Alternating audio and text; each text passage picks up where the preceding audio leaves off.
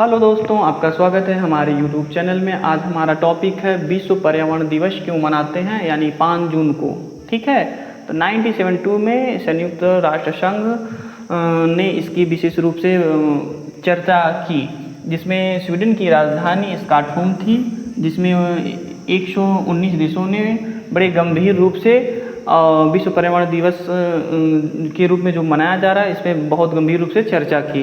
तो हमारे भारत में भी एक बहुत ही प्रसिद्ध आंदोलन किया गया, जिसका नाम है चिपको आंदोलन।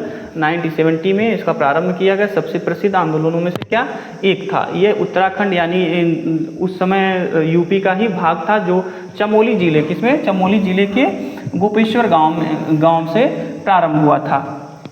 इसकी शुरुआत चंदी प्रसाद भट्ट और गौरा देवी जी ने, बाद में इसकी अगुवाई करने वाले सुंदर लाल बहुगुणा जी ने के नेतृत्व में किया गया। यह सुंदर लाल बहुगुणा जी ने महात्मा गांधी से बड़े प्रेरित थे।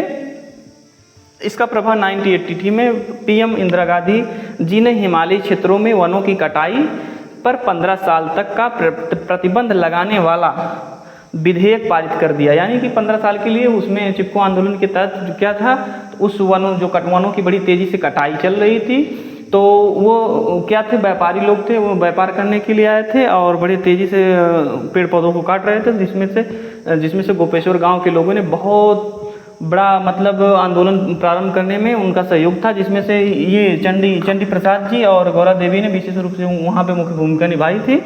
और वन संरक्षण अधिनियम का प्रारंभ 1982 में लागू किया गया। ठीक है,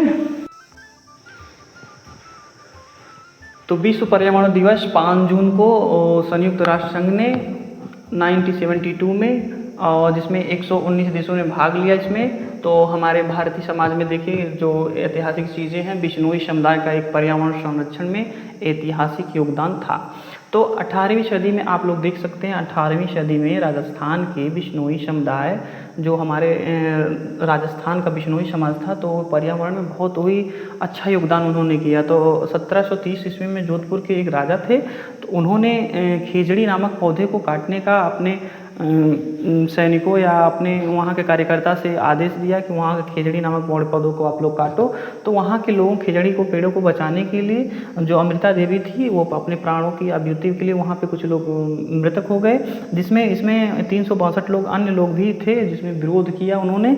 और यहीं से चिपको आंदोलन का प्रेरणा भी बनी, और जिसके भारत में जो कानूनी और प्रशासनिक रूप से इसमें प्रतिबंध भी कुछ लगाए गए हैं। भारतीय वन अधिनियम 1927 ईस्वी में बिना अनुमति के आप पेड़ भी काटते हैं हमारे देश में, तो यह गैर कानूनी है और इसका जुर्माना भी आपको भरना पड़ सकता है, और सजा का भी कुछ प्रावधान है, जिसमें से ये हमारे सामने कुछ हैं चीज़ें आप देख सकते हैं। वन संरक्षण अधिनियम 1980 में चिपको आंदोलन के प्रभाव से भी कुछ कानून बनाए थे। वन का रक्षा पर्यावरण संरक्षण, यानी वनों की रक्षा करने का काम कौन करेगा?